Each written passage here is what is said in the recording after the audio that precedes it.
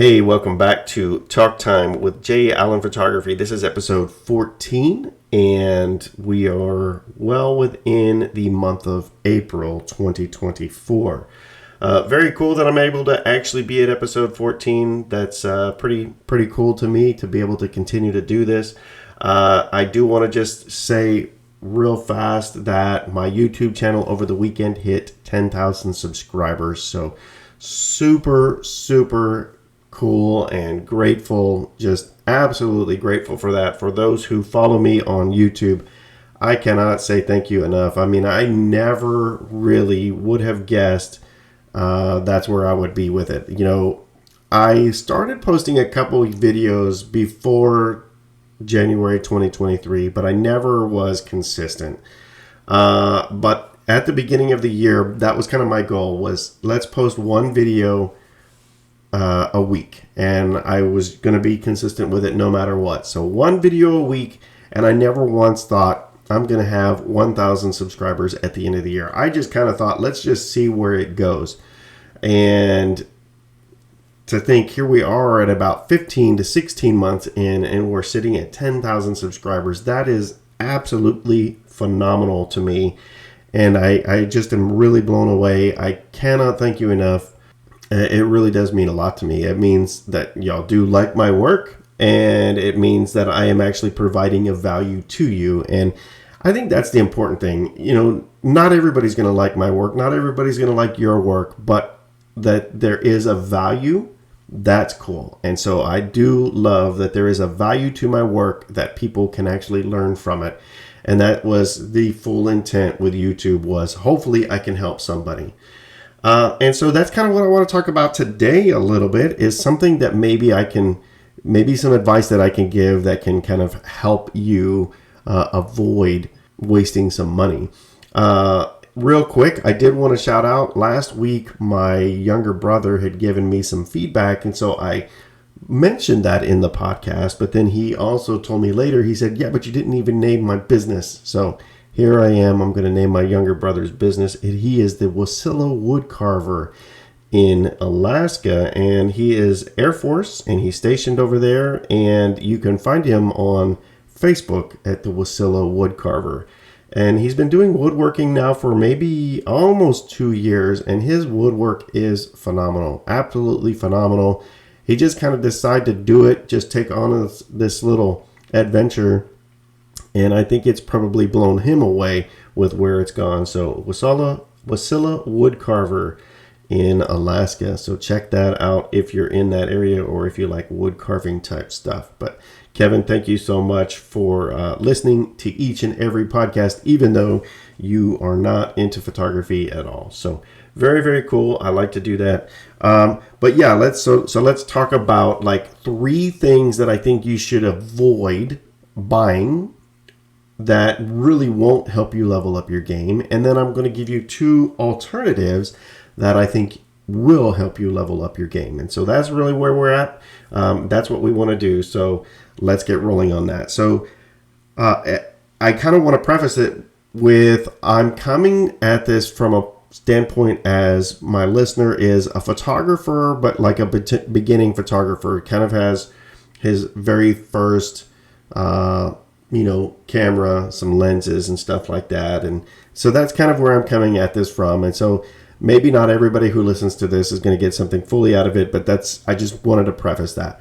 So one of the very first things that I would say to avoid is avoid those Amazon all-in-one camera kits. It is a great place to be able to get, everything that you think you need.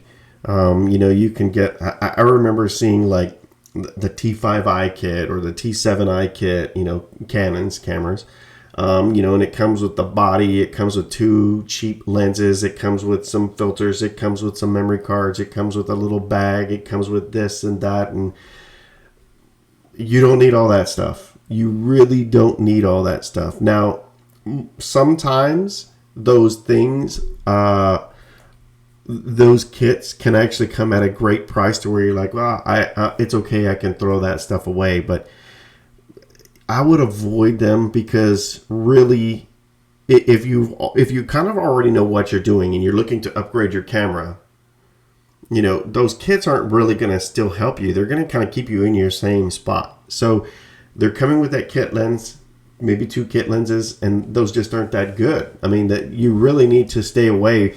Once you've already gotten 10 minutes on that kit lens, stay away from it. It's going to limit your growth, and it's not very useful. And so if you basically are upgrading your camera system, buying another camera system with kit lenses like that, you're not really going to help yourself. So, I think now they probably have like I think what's the base, the Canon R100, I think is the new base mirrorless.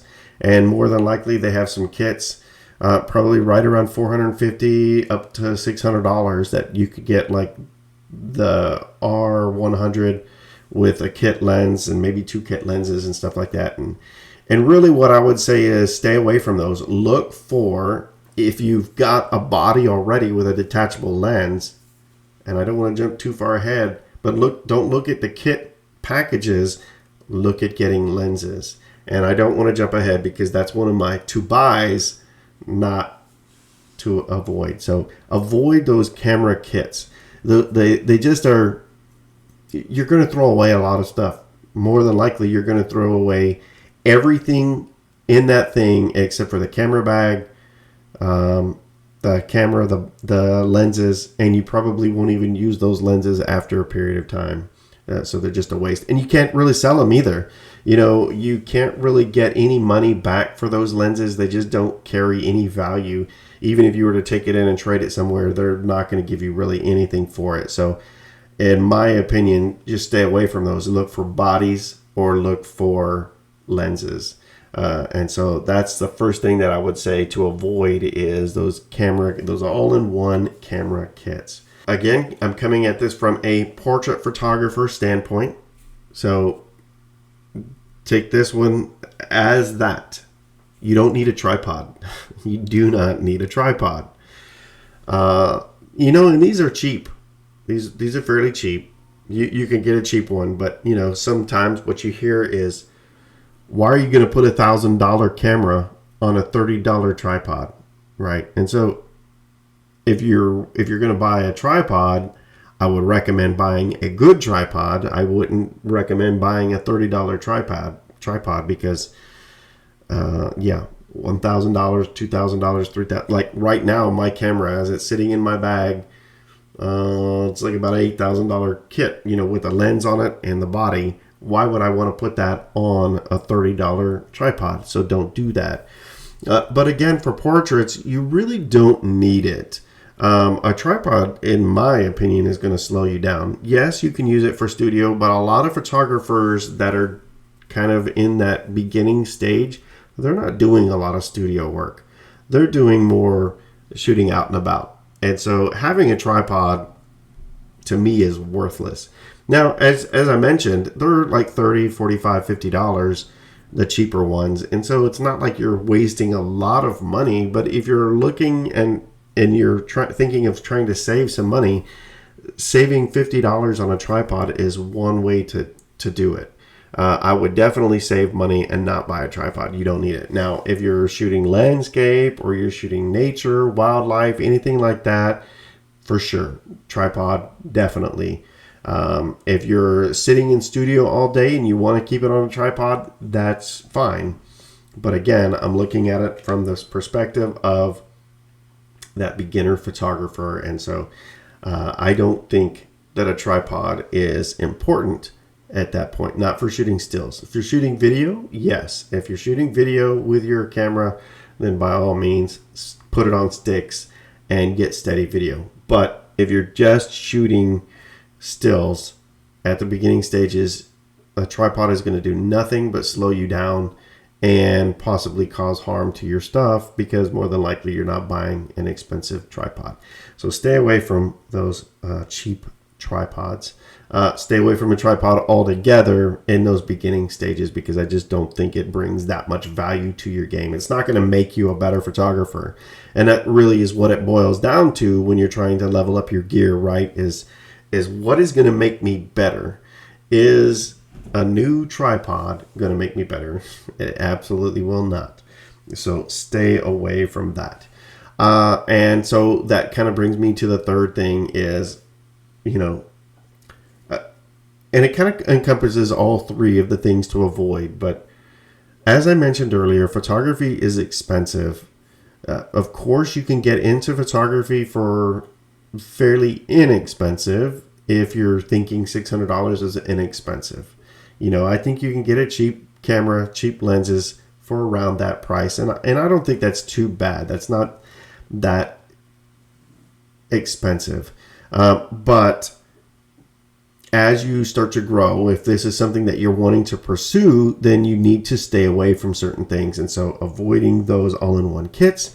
I bought one. I've bought one in the past. I don't think I bought two. I bought one, and I even recommended, hey, buy this all-in-one kit. You're going to end up throwing a lot of this stuff away. But what I really should have said is, hey, look, maybe get a body and a couple versatile lenses that you can use as opposed to getting a kit lens. The kit lens is just so limiting, really. And, because they're like, most of them are going to be that 18 to 55 millimeter. They're going to be a variable aperture lens and probably 3.5 to 5.6 or something like that. So you're really not going to get any good separation with those lenses. More than likely, you're going to have to go into an auto ISO. Probably you're shooting auto anyway on the camera. So you're never going to get the best out of your camera with those lenses. And so that's actually like the third thing that I would say to avoid is those cheap lenses. And they're out there everywhere. People sell them on Facebook Marketplace. Avoid them like the plague. Do not buy them. They are literally a waste of money.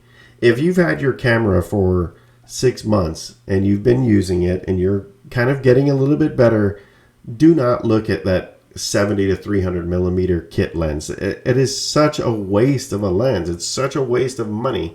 And it's not a lot of money. That's the big thing, is it's really not a lot of money, but it's a waste of that money. Especially when you can take that $60, $70, $80 and put it towards something else.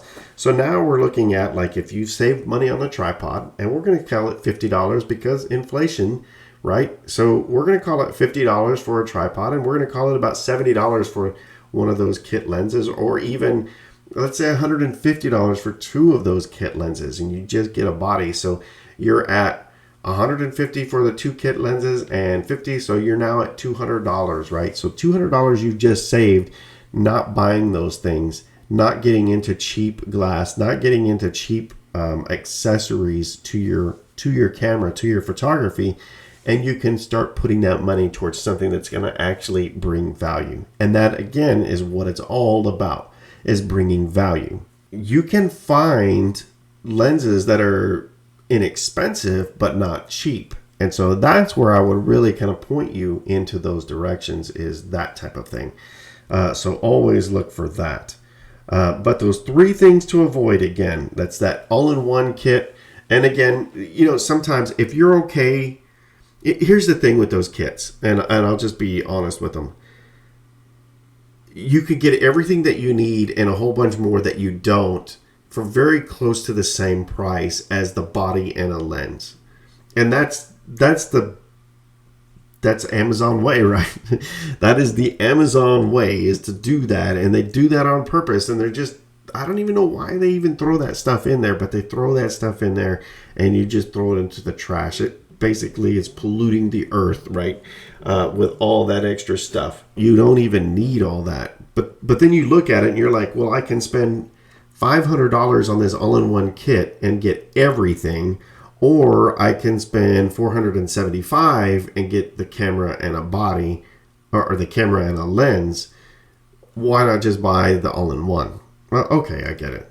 I get it, but it's still, if you're budget minded and you're looking at money, consider saving those pennies where you can save those pennies and putting that money towards something more valuable. Again, you're not going to be able to get money out of those lenses. You're not going to be able to sell that tripod or trade that tripod in. And you're not going to be able to really trade in those cheap lenses and get anything of value back. So when you're looking at photography, you're looking at what can bring value to my work, what can level up my work.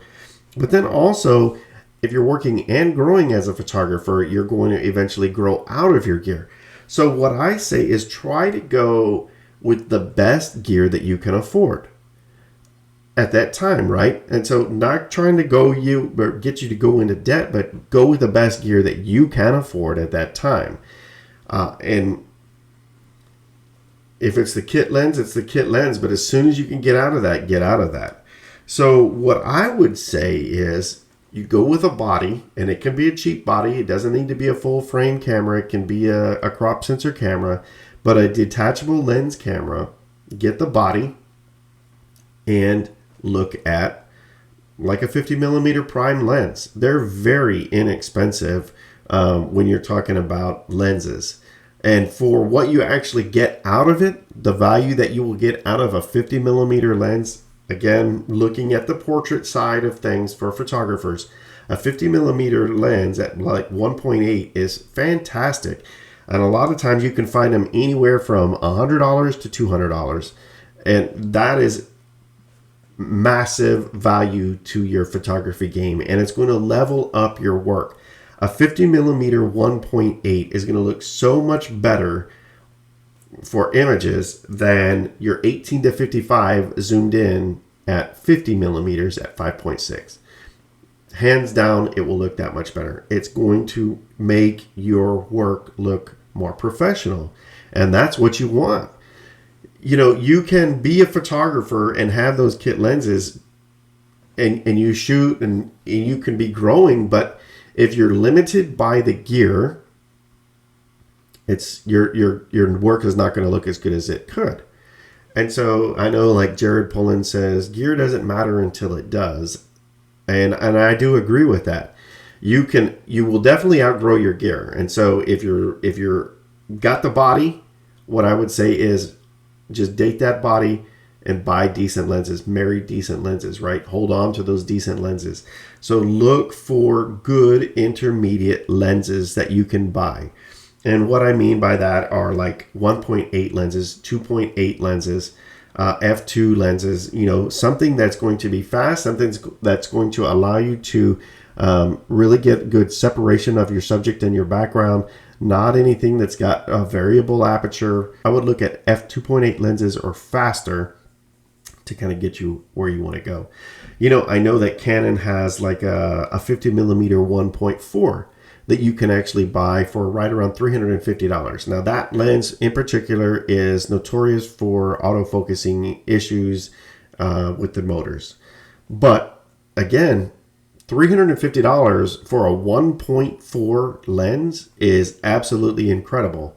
You know, consider looking at third-party lenses like Sigma and Tamron offer a great value at a lesser price. Now, you're still going to spend more, or you're still going to spend some money. I bought, when I didn't want to go with a full L lens lineup a couple years ago, I bought a Sigma Art 85 millimeter f1.4. Fantastic lens, and I think I paid right around $1,000, maybe $1,200 for it, as opposed to spending $1,700 on the EF Canon version, the L series f1.4 lens.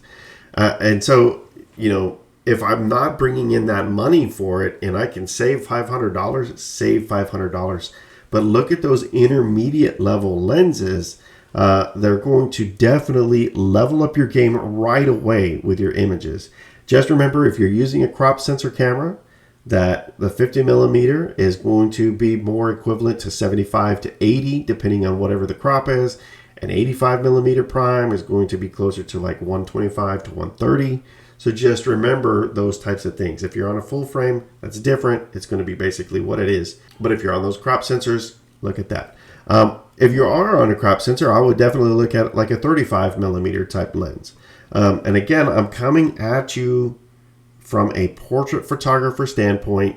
And I'm not even, getting into the wedding photographer realm, because a wedding photographer, really to level up your game, I think you're looking at f2.8 lenses, but zoom lenses, and so you're going to spend money there. I'm just talking about leveling up your game as a portrait photographer that's kind of fairly new to the game, right? We're not jumping into weddings yet, but prime lenses to me are where it's at, and you can actually get fairly good, inexpensive, intermediate level lenses. Websites like keh.com, mpb.com have used products. You can also go to the lens manufacturers pages like Canon. They have refurbished products there that you can purchase at a much better rate. So that's what I would actually look for, is used intermediate lenses or new intermediate lenses that will just help upgrade your photography game. The second thing that I would talk about, and this one has a learning curve, but it's a lighting system. I think you definitely need to learn light. You can be that natural light photographer, but learning how to use flash off-camera light is going to up your game. It's going to level you up as a photographer. Whether you choose to use it for every photo shoot or not, knowing how to actually use it makes you a better photographer. If I go out and I've got decent light, but it doesn't necessarily work, and I don't know how to use a light, then I'm stuck. Vice versa, if I go out and something's wrong with my strobe and I don't know how to shoot natural, well, now I'm stuck also, right? So knowing how to do both makes you that much more valuable and makes you better in the long run. So a lighting system, and there's plenty of different lighting systems out there. I love the Godox system. It's inexpensive to me, comparable to some of the others like Profoto. Profoto is very good, but they're a little bit more high dollar. And so again, if we're looking at trying to save some of that money, I would go with like a Godox system over the Profoto system. I'm sure there's benefits to using Profoto over Godox, but there's also benefits of using Godox over Profoto, or even over cheaper brands. And I know that there's cheaper brands out there. I think Neewer is one of the brands, Neewer. I remember first seeing them on on Amazon, and I just felt like they were a little bit too cheap, more knocking off Godox systems. But I think that they could work, but that's again kind of one of those things where what's the value? Are you going to grow out of the cheaper system soon, which I did, and need a better system? And so that's really kind of, again, what you're looking at is, how can I make my money work for me, for my photography, and how can I make that money last longer in the long run? So by just getting a cheap camera lens or a camera all-in-one kit, you're going to quickly outgrow that. You're not going to have value with those lenses, and so you're going to lose some value there. Lenses a lot of times retain their value more so. About 4 or 5 years ago, I bought, this is the Canon 135 f2L lens. That was like 4 or 5 years ago, and I think I bought it for like $550 to $600, something like that. If I look right now, that's still what it's going for. So good lenses hold their value, and they increase your work. They make it look better. So if you're looking like that, if you're looking in the long run, if you're budget minded, don't necessarily always think with the budget in sight. Think of long term with that budget in sight. If I got to keep buying lenses to upgrade my work, go ahead and look at buying a used good lens to kind of save you some money in the long run and increase the value of your work right away. Like, you literally will put these lenses on that I mentioned in here, a 51.8, an 85.1.8, the 135 f2. You put those on your camera, no matter what camera it is, it's going to make your work look so much better than that kit lens. And right away, people are going to take notice and be like, wow, what'd you do? First of all, they're probably going to say, oh, what camera did you have? You get that all the time. But level up your game with good intermediate level lenses. Level it up even more with lighting knowledge and buying a good lighting system, getting into that.